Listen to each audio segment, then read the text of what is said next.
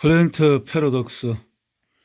자, 스티븐 R. 건드리 박사, 지음 이영래, 양준상 감수. 이어서 자외선 차단제로 인한 비타민 D 결핍. 바로 앞에는 제산제의 치명적인 위장과 위산의 문제에 콩팥에 해를 가하는 내용을 생각했습니다. 그 다음에 감미료의 폐해, 미생물을 고갈시키는 다양한 감미료, 그리고 우리 호르몬의 교란들, 이런 것을 기억을 했습니다. 오늘은 자외선 차단제는 비타민 D의 흡수를 막는다. 모든 화합물은 이 필수 비타민을 활성 형태로 바꾸는 간의 능력을 떨어뜨리기도 한다. 이는 보호 기능을 하는 장 내벽에서 새로운 세포의 재생을 막아 더 많은 렉틴과 LPS가 다른 이질적인 무리들과 함께 장 내벽을 통과하게 만든다. 전립선암이 있는 남성들은 비타민 D 수치가 매우 낮다. 장루수 증후군이나 자가 면역 질환이 있는 내 환자들은 모두 비타민 D 수치가 매우 낮았다. 비타민 D가 충분하지 않은 상태에서 반복적으로 장 내벽의 공격을 받으면 렉틴과 LPS의 통과를 막기 위한 지속적인 회복 작업이 부족하기 때문에 신체는 계속해서 전쟁 상황이라고 인식하게 된다. 과체중이나 비만인 내 환자들 역시 비타민 D가 매우 부족한 것도 놀랄 일이 아니다. 그런데 그런 비타민 D 결핍은 새로운 뼈의 생성을 지연시켜 골다공증 발생의 기반을 마련한다. 골연화증과 골다공증을 가진 마른 여성 환자들 역시 처음으로 내게 진료를 받으러 왔을 때에 낮은 비타민 D 수치를 보였다. 자, 햇빛을 많이 쬐이고 비타민 D를 섭취할 수 있어야 되겠다라는 거죠. 늘어난 성조숙증, 호르몬 교란 물질은 에스트로겐의 활동을 모사한다. 에스트로겐의 주 기능은 임신에 대비해 세포들에게 지방을 저장하라고 말하는 것이다. 지금은 나이나 성별에 관계없이 우리 모두가 1년 365일 임신에 대비해 지방을 저장하고 있다.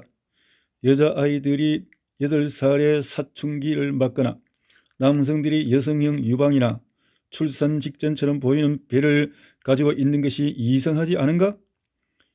에스트로겐 유사 화합물은 일반적인 호르몬이 하듯이 수용체에 접속했다가 떠나는 대신에 수용체에 달라붙어 영구적으로 스위치를 켜고 정상적인 메시지 전달을 방해한다. 이런 소량의 에스트로겐 유사 화합물이 내는 효과가 축적되면 호르몬 자체의 영향보다 커진다. 자, 이런 부분에 대해서 18, 19 두 요약이 있는데 다음에 보기로 하고 당신의 아이가 위험하다. 조용한 암살자 프텔레이트는 어디서나 흔히 볼 수 있다. 그들은 플라스틱을 연화시키는 데 사용한다. 비닐 벽지, 비닐 바닥재, 설거지용 장갑, 고기나 생선을 포장할 때 쓰는 접시 모양의 용기, 어린이들이 가지고 노는 장난감들을 생각하면 된다. 플라스틱 랩과 플라스틱 용기 덕분에 우리의 음식 어디에나 존재하게 되었다. 헤어스프레이, 연활유, 방충제, 개인 위생용품 등 향기 있는 제품에도 쓰인다. 동물과 인간을 대상으로 한 연구들이 쥐의 경우 보통보다 작은 고환을 비롯한 내분비 교란의 많은 사례를 프탈레이트와 연관시켜 왔다. 남성의 소변 속 고농도 프탈레이트 대사물질의 존재는 정자의 DNA의 손상과 관련이 있다. 어린 나이에 이러한 화학물질에 노출되는 것은 여자아이의 조기 유방발달과 연관이 있을 수 있다. 아기가 탯줄을 통해 프탈레이트에 많이 노출될 경우 조산할 가능성이 높다. 이러한 화학물들은 주요한 호르몬 교란물질로 당신은 물론이고 태아의 뇌에 있는 에스트로겐 수용체에 고정된다. 그들은 세포의 갑상선 호르몬 수용체에도 영구적으로 접착되어서 진짜 갑상선 호르몬이 메시지를 전달하는 것을 차단한다.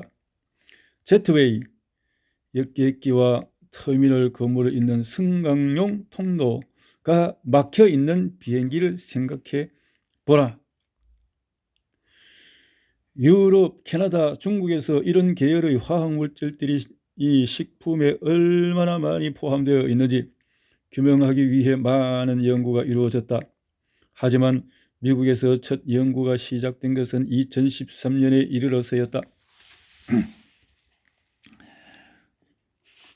상대적으로 오염이 덜한 북부 뉴욕 인구를 대상으로 한 이 연구는 인간의 경우 프탈레이트의 주 공급원이 순서대로 곡물, 소고기, 돼지고기, 닭고기, 유제품이라는 것을 발견했다.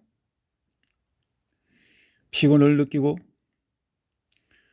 살이 찌며 머리카락이 가늘어지고 통곡물 식품, 뼈, 껍질이 없는 닭 가슴살을 먹고 당신의 주치의가 갑상선 호르몬 수치가 정상이므로 갑상선 기능 저하증이 아니라고 말한다면 다시 생각해 보아야 한다. 갑상선 호르몬을 만들고는 있지만 호르몬이 비행기 문 안으로 들어가지 못하기 때문에 세포와 대화를 나누지 못할 수가 있다. 프탈레이트가 길을 막고 있기 때문에 말이다. 프탈레이트가 가득한 몸에 좋은 식품들은 플랜트 패러독스 프로그램에서 엄격하게 제한해야 할 항목들이다. 닭고기에 든 독. 미국산 닭고기와 소고기에는 많은 항생제가 함유되어 있다. 이는 장내에 유익한 박테리아까지 무차별적으로 죽인다. 최근까지도 개방사육한 닭고기에 건강하게 보이는 붉은색이 나도록 옥시염화 비소를 첨가하는 것이 합법적인 일이었다. 옥시염화 비소는 독극물이 아닌가? 맞다. 옥시염화 비소는 항생제이고 독극물이며 호르몬 교란 물질이다. 닭고기는 소고기, 양고기, 돼지고기를 대체하면서 현대인의 식단에서 큰 부분을 차지하고 있다. 하지만 가던 길을 멈추게 할 진실을 봅시다. 진실을 밝히겠다. 임신한 여성이 닭고기를 많이 섭취할수록 아기의 음경이 작아진다. 비소와 프탈레이트 오염은 장난감과 행동 선택에도 영향을 미친다. 쥐에 대한 연구는 닭고기를 많이 섭취해서 비소와 프탈레이트에 대한 노출이 커질수록 남자 아기의 두뇌가 자궁 내 에스트로겐 유사 물질에 많이 노출되며 이것이 성적 각인과 잠재적으로 성별 자각에 영향을 미친다는 것을 보여준다. 빵 반죽에 넣는 위험한 물질. 요가 매트를 먹고 싶다고 생각한 적이 있는가?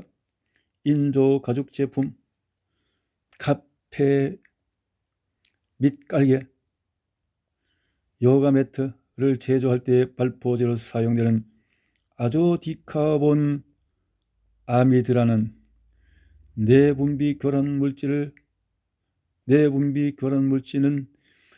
밀가루와 밀반죽 표백하는 데 사용된다.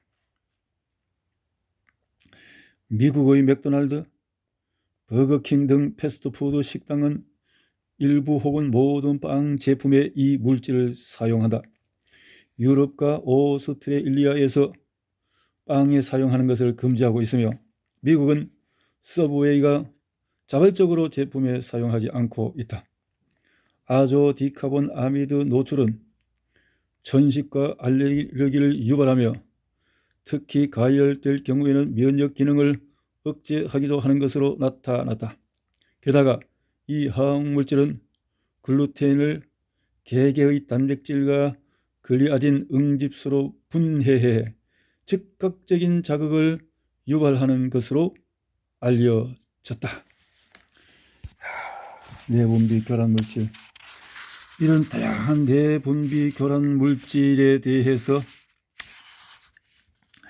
이런 것들을 어떻게 하면 좋을까? 강력한 이런 다양한 것들이 얘는 빙산의 일각에 불과하다. 자, 적과 아군을 생각해 봅시다. 적, BHT를 안정제로 사용하는 모든 식품, 특히 상업용 제과, 제빵식품, 식품이 포장지에 쌓여 있거나 통곡물이라는 말이 붙어 있는 경우에는 BHT가 첨가되었을 가능성이 높다. 모든 크래커, 빵, 쿠키, 크런치바에는 트랜스 글루타미나제도 함유되어 있을 확률이 높다. 식품 제조업체들은 이런 화학물질을 용기에 표시해야 할 의무가 없다. 어떻게 할까? 허용된 가루 대용품을 사용해서 집에서 구운 제품을 사용하는 것이 좋겠다. 그 다음 PTFE,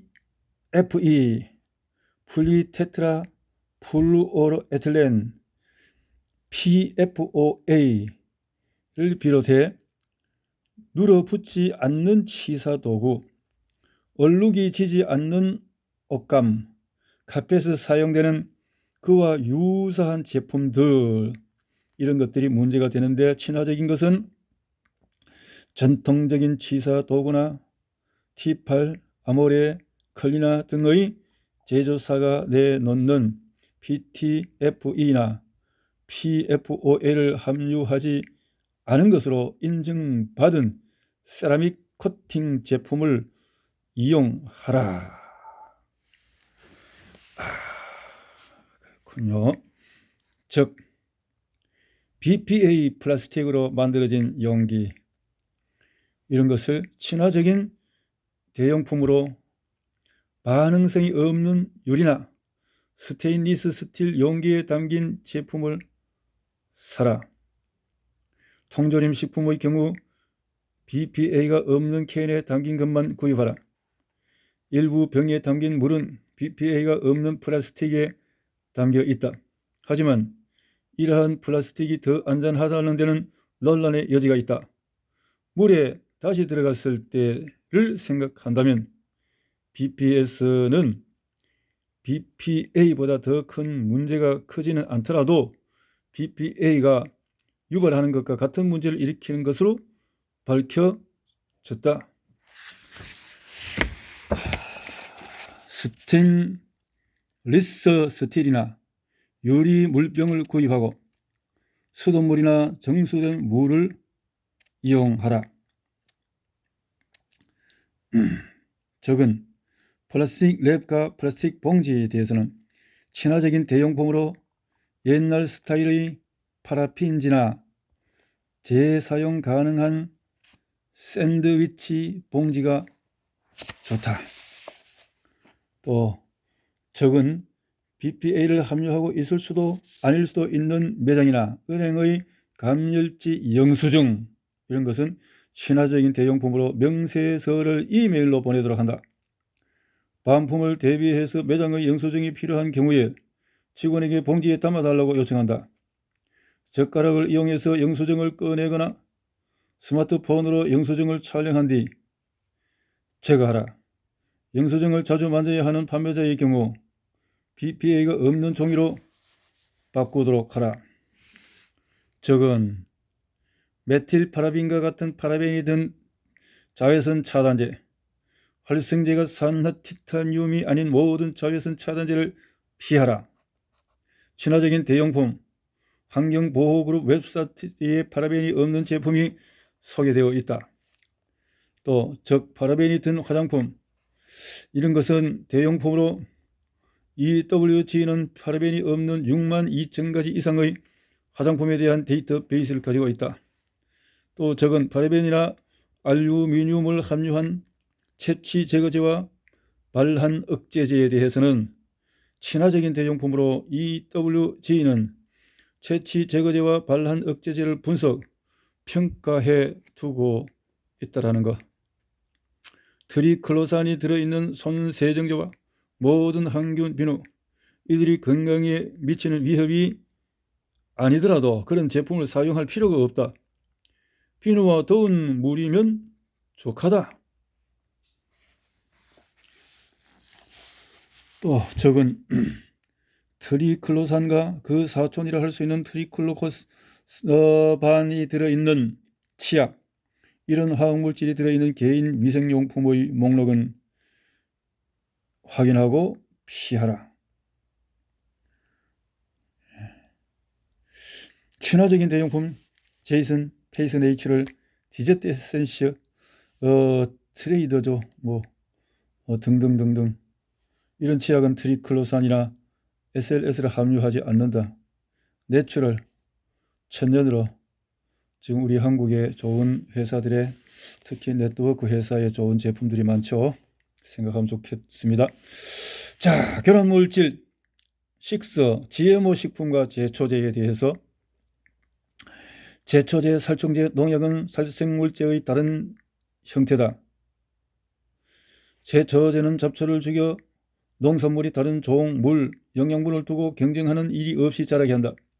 살충제는 모기, 매개 질병의 희생자 수를 감소시키는 데 도움을 주며, 농약은 작물 수확량을 늘리고 기아로 죽어갈 가능성이 있는 수십억 명의 인구에게 식량을 공급할 수 있게 해준다. 하지만 살생물제가 불은 의도치 않은 결과도 그만큼 엄청나다. 그들은 우리가 먹는 음식, 접촉하는 산물을 통해 체내 시스템에 강력한 독을 전달한다. 독은 우리의 장관과 피부를 난도질해서 우리의 몸과 다른 동식물 안에 유전적인 프로그램을 촉발시킨다. 이 화합물은 우리의 세포 안의 유전자를 마음대로 켜고 끄면서 체내의 신호체계를 근본적으로 변화시킨다.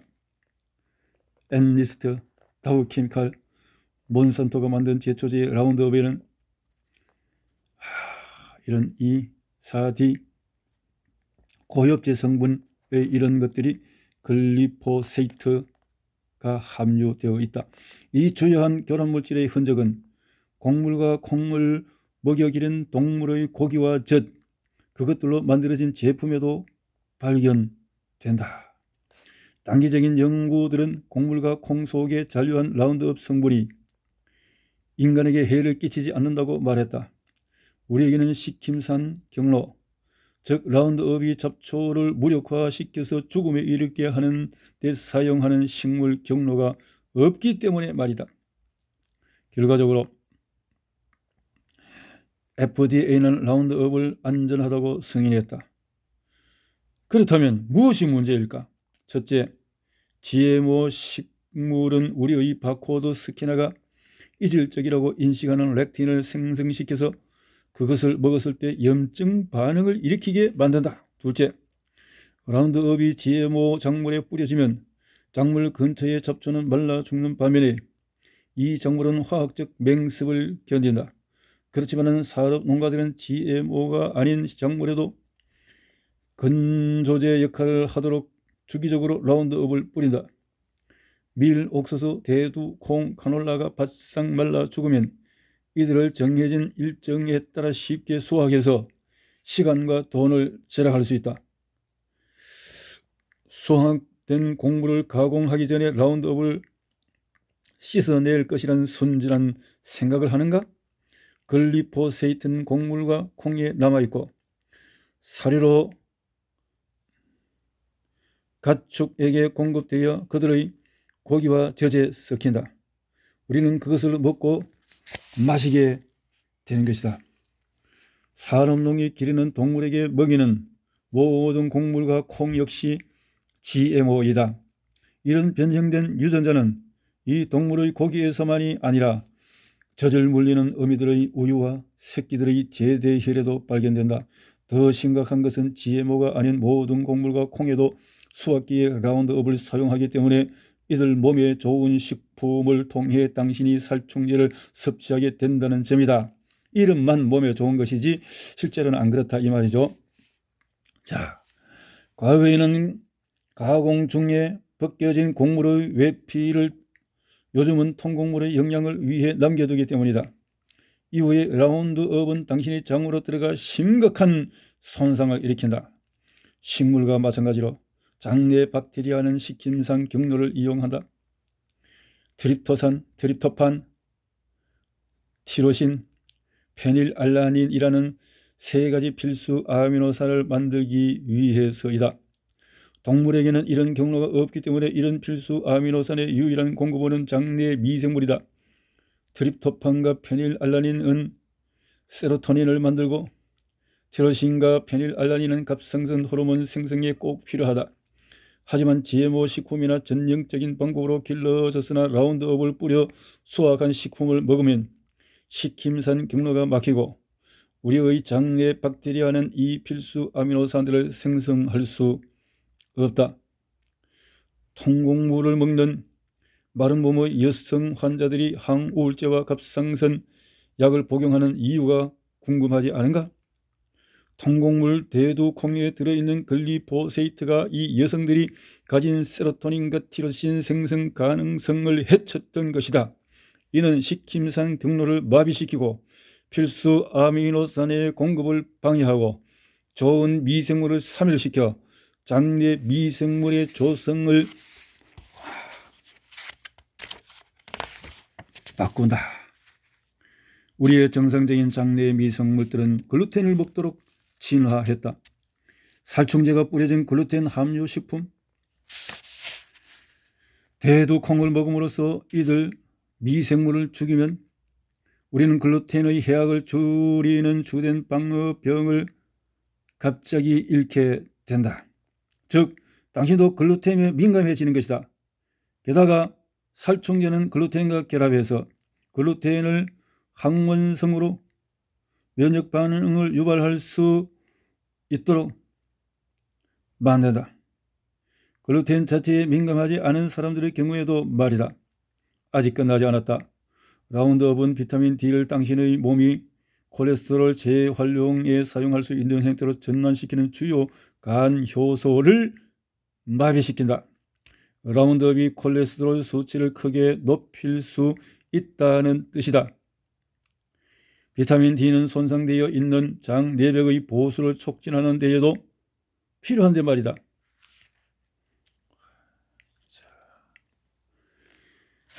이렇게 조금 더 하겠습니다. 말하자면 몸에 쌓이는 발암물질 글리포세이트. 2015년 세계보건기구의 국제암연구기구는 라운드업의 활성제인 글리포세이트가 인간에게서 암을 유발할 수 있는 물질이라고 선언했다. 그 결과 유기농 소비자협회와 디톡스 프로젝트가 협력해서 대중에게 물과 소변에 있는 글리포세이트 검사를 받을 기회를 제공했다. 반응이 엄청났다. 더 큰 연구소 건립을 기다리는 동안 검사는 일시적으로 유예되었지만 표본을 제공한 첫 131명에 대한 검사 결과는 충격적이었다. 2016년 5월 발표된 결과에 따르면 소변 샘플을 검사한 사람들의 93%가 글리포세이트 양성 반응을 보였다. 그 중에 어린이들의 수치가 가장 높았다. 물 샘플에서는 글리포세이트가 검출되지 않았다.